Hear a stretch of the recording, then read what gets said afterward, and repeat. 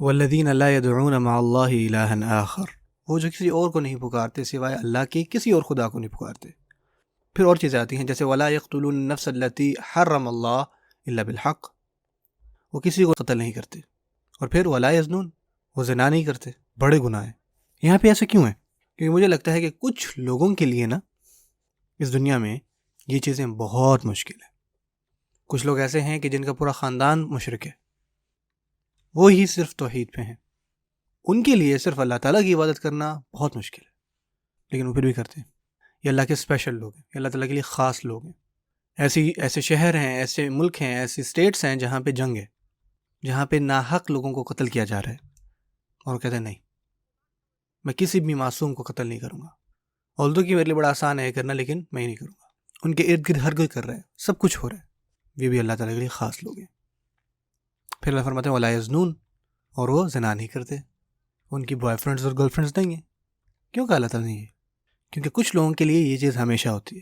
ایک اچھا دکھنے والا لڑکا ہے اور وہ آرام سے مال میں چل رہا ہے، اور کوئی لڑکی اس کو دیکھتے ہوئے کہتی ہے ہی ہی، اور لڑکا سمجھتا ہے ہاں یہ تو بڑا آسان ہے، کوئی نہیں دیکھ رہا، لیکن وہ خود کو پھر بھی روکتا ہے۔ اللہ تعالیٰ اس کو ٹیسٹ کرتے ہیں، اللہ اس کا امتحان لیتے ہیں۔ ولا یزنون، وہ نہیں کرتے۔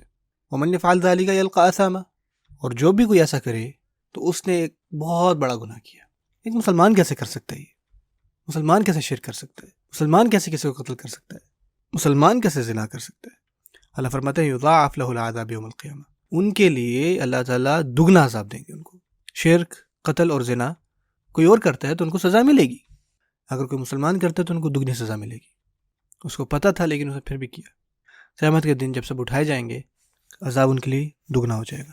وَيَخْلُدْ فِيهِ مُهَانًا، اور وہ اس میں رہے گا اس سزا میں ذلالت کے ساتھ، کیونکہ شرک یا کسی کا قتل کرنا اور زنا کرنا یہ اپنے آپ میں ایک ذلت والے گناہ ہیں، یہ کہ انسان کی عزت لے لیتے ہیں اس سے۔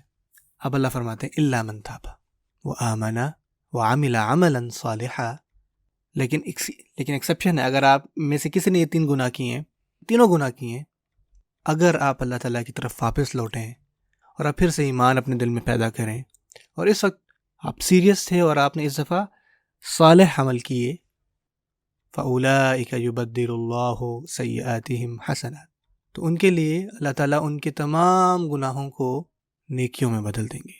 اللہ ہو سکتا ہے کہ آپ کے گناہ پہاڑ جتنے ہوں، اللہ تعالیٰ اس پہاڑ کا کیا کریں گے؟ اللہ تعالیٰ اس پہاڑ کو نیکیوں کے پہاڑ میں بدل دیں گے، اگر آپ توبہ کریں۔ یہ ہیں الرحمن،